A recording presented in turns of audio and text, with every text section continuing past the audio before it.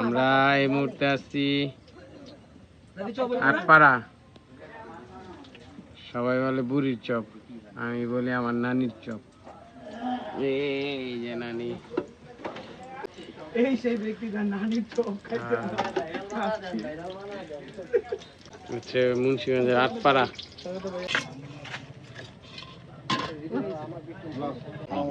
হ্যাঁ তুই খাইছা?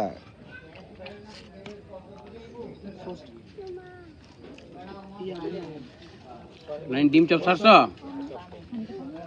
পানি নিয়ে ছোড়ো।